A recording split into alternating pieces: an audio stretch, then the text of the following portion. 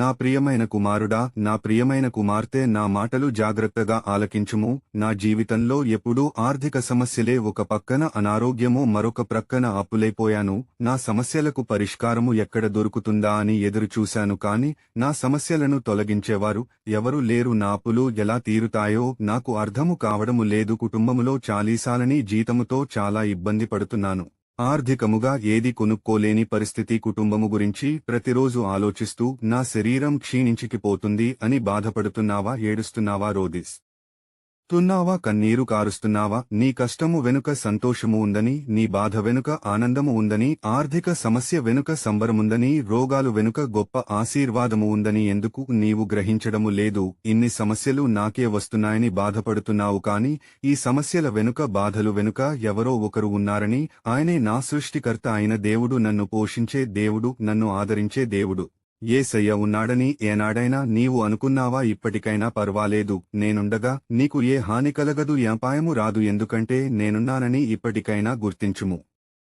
ఇంకొకటి గుర్తు తెచ్చుకో, ఎన్ని బాధలొచ్చినా, ఎన్ని సమస్య వచ్చినా, ఒక రోగము తర్వాత మరొక రోగము వచ్చిన, ఎన్ని యాక్సిడెంట్లు అయినా, ఎన్నిసార్లు ప్రాణ అపాయకర పరిస్థితులు వచ్చిన నిన్ను బ్రతికించింది ఎవరు? నేను కదా. ఇది మర్చిపోయావా? అన్నిటికీ కారణం నేనే కదా. నా దేవుడు నన్ను పరీక్షిస్తున్నాడని అనుకోవచ్చు కదా. ఎందుకు జరుగుతున్నాయో అని అనుకుంటున్నావు, కానీ దీని వెనుక ఎవరున్నారో తెలుసా? నేనే కదా. ఎందుకు బాధపడుతున్నావు? ఎందుకు దుఃఖపడుతున్నావు? ఎందుకు రోధిస్తున్నావు? ఎందుకు ఏడుస్తున్నావు? ఎందుకు కన్నీరు కారుస్తున్నావు? నీ ఆర్థిక సమస్యలను తొలగిస్తాను, నీ ప్రతి రోగమును స్వస్థపరుస్తాను, నీ దుఃఖాన్ని తొలగిస్తాను, నీ బాధలను తొలగిస్తాను, నీ కన్నీరుని ఆనందభాష్పాలుగా మారుస్తాను. నీకంటే గొప్పవాడు ఎవడు ఉండడు, ఎందుకంటే నీవు నా బిడ్డవు కనుక. నీకు ఏది అవసరమొచ్చినా, నిన్ను నీ వారే అవమానించిన, చిన్న చూపు చూసినా, నిన్ను లెక్క చేయకపోయినా, నిన్ను ప్రేమించకపోయినా, నేను నిన్ను విడువను, ఎడబాయను. నేను నీకు తోడుగా ఉంటాను.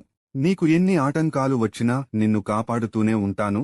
బైబిల్ వాక్యము చదువు. ద్వితీయోపదేశకాండము 32వ అధ్యాయము 39వ వచనము. ఇదిగో నేనే దేవుడను, నేను తప్ప వేరొక దేవుడు లేడు. మృతి నొందించువాడును, బ్రతికించువాడను నేనే, గాయపరచువాడను, స్వస్థపరచువాడును నేనే, నా చేతిలో నుండి విడిపించువాడెవడునూ లేడు. ఇక నుండి నిన్ను పైవానిగా ఉంచుతాను గాని క్రిందివానిగా ఉంచెను, తలగా ఉంచుతాను గాని తోకగా ఉంచెను. నేను నీ ప్రభువుడను, నీ దేవుడైన యేసయ్యను నీకు మాట ఇస్తున్నాను. ఆమెన్.